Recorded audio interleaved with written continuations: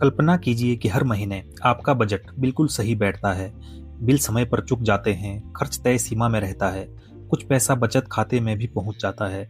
फिर भी साल के अंत में महसूस होता है कि आर्थिक स्थिति में कोई खास सुधार नहीं हुआ। पैसा पहले से ज्यादा है, लेकिन उससे मिलने वाली सुरक्षा और खरीदने की क्षमता लगभग उतनी ही है। ऐसा इसलिए हो सकता है क्योंकि आपका बजट गलत नहीं है, लेकिन अधूरा है।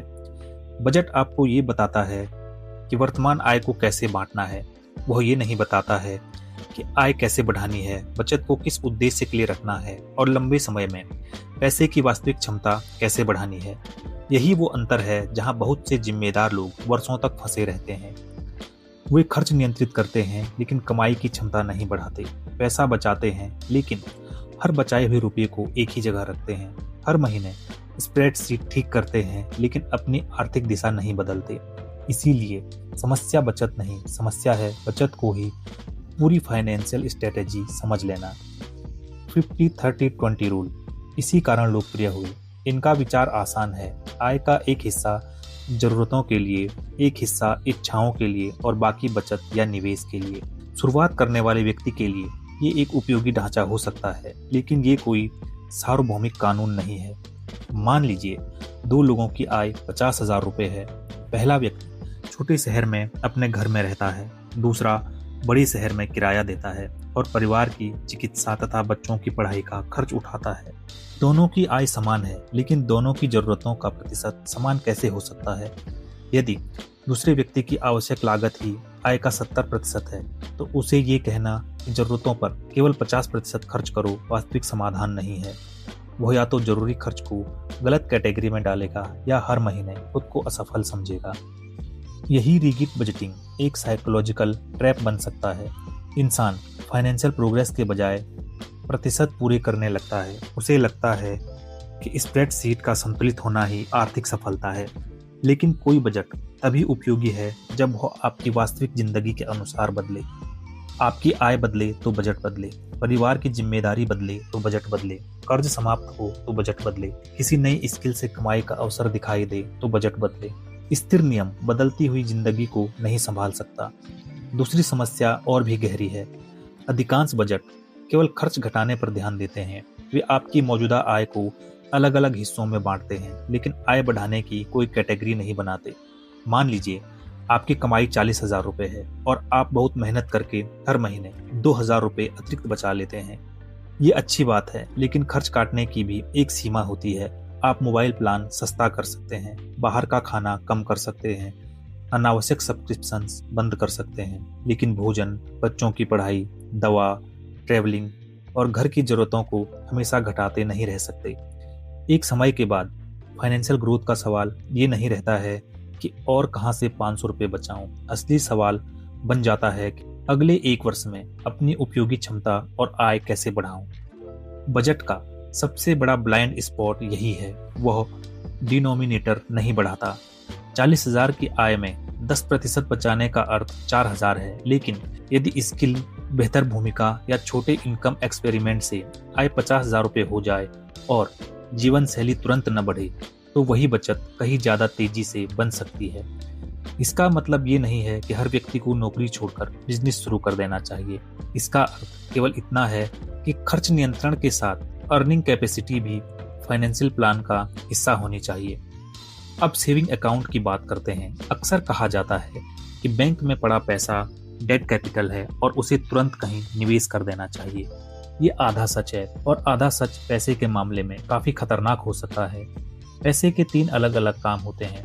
पहला काम है आज की जरूरत को पूरी करना, दूसरा है मुसीबत के समय सुरक्षा देना और तीसरा है भविष्य के लिए बढ़ना। इन तीनों कामों के लिए एक ही फाइनेंशियल प्रोडक्ट सही नहीं हो सकता है।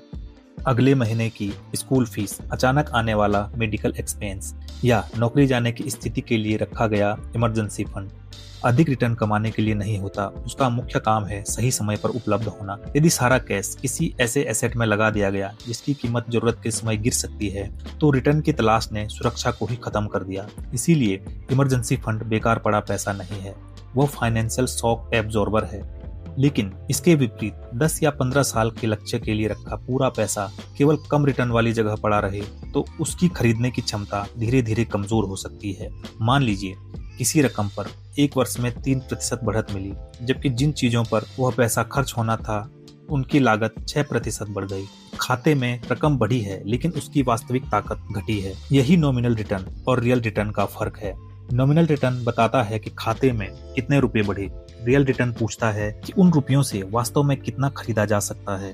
इसीलिए सही सवाल ये नहीं है कि बैंक में पैसा रखना अच्छा है या बुरा। सही सवाल है ये पैसा किस उद्देश्य और कितने समय के लिए रखा गया है। निकट भविष्य की जरूरत के लिए लिक्विडिटी महत्वपूर्ण है, लंबे लक्ष्य के लिए ग्रोथ महत्वपूर्ण हो सकती है, और दोनों के बीच संतुलन व्यक्ति की समय सीमा, जिम्मेदारियों और जोखिम सहने की क्षमता पर निर्भर करता है। सेबी की फाइनेंशियल एजुकेशन मटेरियल भी स्पष्ट करती है कि अलग अलग एसेट क्लासेस का रिस्क और रिटर्न अलग अलग होता है। इसीलिए केवल ज्यादा रिटर्न देखकर फैसला नहीं किया जा सकता। अब आते हैं उस विचार पर जिसे कई लोग स्किल आर्बिट्रेज कहते हैं। सरल भाषा में इसका अर्थ है ऐसी क्षमता सीखना जिसकी बाजार में जरूरत बढ़ रही है लेकिन जिसे पर्याप्त लोग अच्छे स्तर पर नहीं कर पा रहे हैं। उदाहरण के लिए किसी प्राइवेट ऑफिस में सामान्य रिपोर्ट बनाने वाला कर्मचारी यदि advance spreadsheet, data presentation, AI assist research और क्लियर कम्युनिकेशन सीखता है तो वह सिर्फ तेजी से काम नहीं करता, वह ऐसी समस्याएं हल करने लगता है जिसके लिए संस्था अधिक मूल्य देती है। एक छोटा दुकानदार यदि digital catalogue, local online marketing और कंज्यूमर फॉलो अप सिस्टम सीखता है तो उसकी स्किल सीधे बिक्री सुधारने में मदद कर सकती है। एक कंटेंट क्रिएटर यदि केवल एडिटिंग सॉफ्टवेयर चलाना नहीं बल्कि ऑडियंस रिटेंशन, स्टोरी टेलिंग और थंबनेल टेस्टिंग सीखता है तो एक ही रिकॉर्डिंग से मिलने वाला परिणाम बेहतर हो सकता है। लेकिन यहाँ भी सावधानी जरूरी है। हर कोर्स इन्वेस्टमेंट नहीं होता। कई बार कोर्स खरीदना प्रोडक्टिव महसूस करने का महंगा तरीका बन जाता है। सर्टिफिकेट मिल जाता है लेकिन स्किल न काम आती है न उससे आय बढ़ती है। किसी स्किल पर पैसा लगाने से पहले 5 सवाल पूछिए। क्या वास्तविक लोगों या संस्थाओं को इसकी जरूरत है? क्या इसे किसी प्रोजेक्ट के माध्यम से दिखाया जा सकता है? क्या अगले 3 से 6 महीनों में इसके उपयोग का कोई स्पष्ट अवसर है? क्या यह स्किल आपकी वर्तमान क्षमता को मजबूत करेगी या बिल्कुल असंबंधित दिशा में ले जाएगी? और सबसे महत्वपूर्ण, क्या आप कोर्स पूरा करने के साथ नियमित अभ्यास भी कर पाएंगे? यदि इन सवालों के जवाब स्पष्ट नहीं है तो वो स्किल इन्वेस्टमेंट नहीं, उम्मीद पर किया गया खर्च हो सकता है। मान लीजिए किसी ने 10,000 रुपए का महंगा कोर्स खरीद लिया लेकिन न अभ्यास किया और न कोई प्रोजेक्ट बनाया। उसके 10,000 ने कोई आर्थिक क्षमता पैदा नहीं की। दूसरा व्यक्ति 2,000 के संसाधन से सीखता है, 3 सैंपल प्रोजेक्ट बनाता है, फीडबैक लेता है और अपनी मौजूदा नौकरी में उसी स्किल का उपयोग शुरू कर देता है। कम पैसा लगाने के बाद भी दूसरे व्यक्ति का रिटर्न ज्यादा हो सकता है क्योंकि स्किल का रिटर्न कोर्स की कीमत से नहीं उसके उपयोग से आता है। यही बात टूल्स पर भी लागू होती है। नया laptop, paid AI tools, camera या सॉफ्टवेयर तभी इन्वेस्टमेंट है जब वो समय बचाए, काम की गुणवत्ता बढ़ाए या कमाई का अवसर खोले। यदि किसी टूल से महीने में 10 घंटे बचते हैं और वे 10 घंटे उपयोगी काम में लगते हैं तो टूल की यूटिलिटी कंपाउंड हो सकती है। लेकिन यदि महंगा टूल खरीदने के बाद काम करने की आदत वही रहती है तो वह एसेट नहीं, केवल बेहतर पैकेजिंग वाला खर्च है। इसीलिए हाई वेलोसिटी इन्वेस्टमेंट का सही अर्थ पैसा मिलते ही 48 घंटे में कहीं लगा देना नहीं है। तेजी और जल्दबाजी अलग चीजें हैं। जल्दबाजी में किया गया निवेश अक्सर रिसर्च, रिस्क और लिक्विडिटी को नजरअंदाज करता है। सही फाइनेंशियल वेलोसिटी तभी बनती है जब पैसे के लिए पहले से नियम तय हों, जैसे इमरजेंसी फंड अपने तय स्तर तक पहुंचने से पहले लॉन्ग टर्म रिस्क नहीं बढ़ाया जाएगा। महंगा कर्ज होने पर अतिरिक्त पैसे का एक हिस्सा उसे घटाने में जाएगा। अगले कुछ महीनों में लगने वाला पैसा वोलेटाइल एसेट में नहीं लगाया जाएगा और इमरजेंसी जरूरत से अधिक कैश जमा होने पर उसे बिना किसी मार्केट प्रिडिक्शन के पहले से तय लॉन्ग टर्म प्लान के अनुसार लगाया जाएगा। इसे एक्टिवेशन ट्रिगर कह सकते हैं। फर्क बहुत छोटा दिखता है लेकिन प्रभाव बड़ा है। गलत तरीका कहता है पैसा आया है जल्दी कुछ करो। सही तरीका कहता है पैसा आया है अब पहले से तय नियम लागू करो। पहले तरीके में इमोशन फैसला करता है, दूसरे में सिस्टम फैसला करता है। अब पुराने परसेंटेज बजट को एक डायनेमिक सिस्टम में बदला जा सकता है। अपने पैसे को 4 काम सौंपिए। पहला है जीवन संचालन, घर, भोजन, शिक्षा, यात्रा, दवा और जरूरी बिल्स।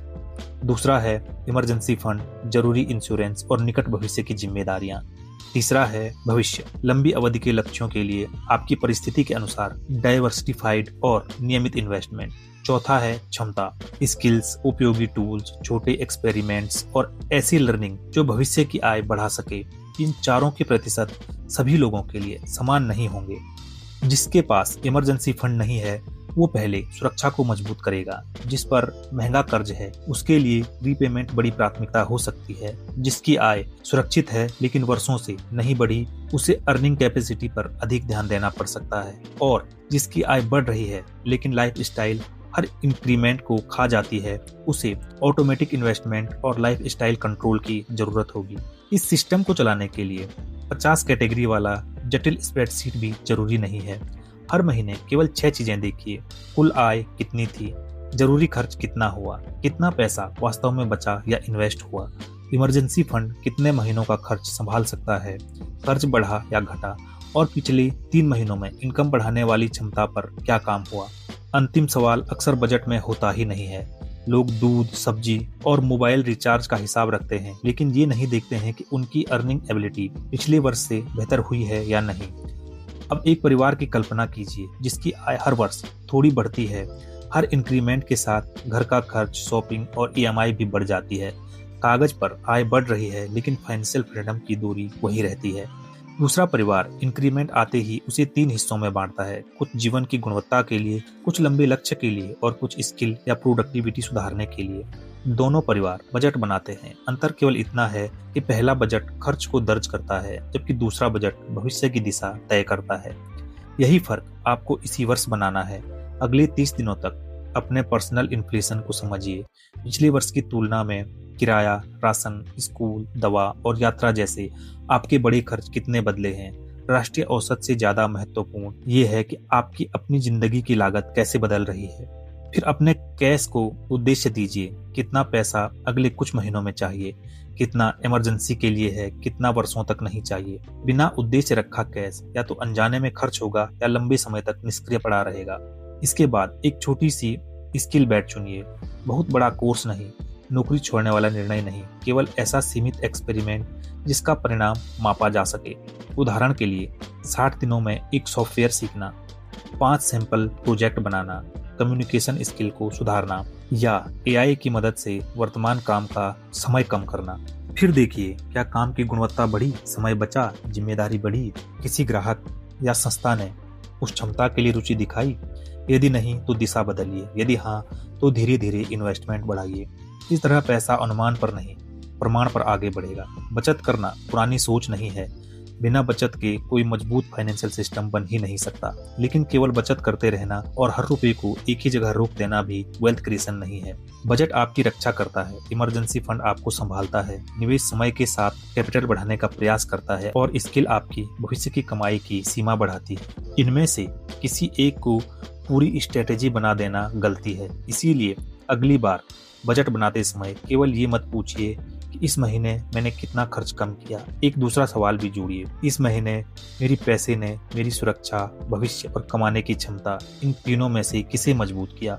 क्योंकि स्प्रेडशीट का हरा दिखाई देना पर्याप्त नहीं। असली फाइनेंशियल प्रोग्रेस तब शुरू होती है जब बजट केवल आपके रुपए रोकता नहीं, उन्हें सही काम भी सौंपता है। तो आपको ये वीडियो कैसा लगा हमें कमेंट में जरूर बताएं। और ये कोई फाइनेंशियल सलाह या इन्वेस्टमेंट की सलाह नहीं है। ये वीडियो केवल एक शैक्षिक उद्देश्य के लिए है। इसी प्रकार के वीडियोस को आगे पाने के लिए कृपया हमारे चैनल ग्रो विद मुकेश को सब्सक्राइब करना ना भूलें। अभी के लिए इतना ही, मिलते हैं अगले वीडियो में। तब तक के लिए धन्यवाद।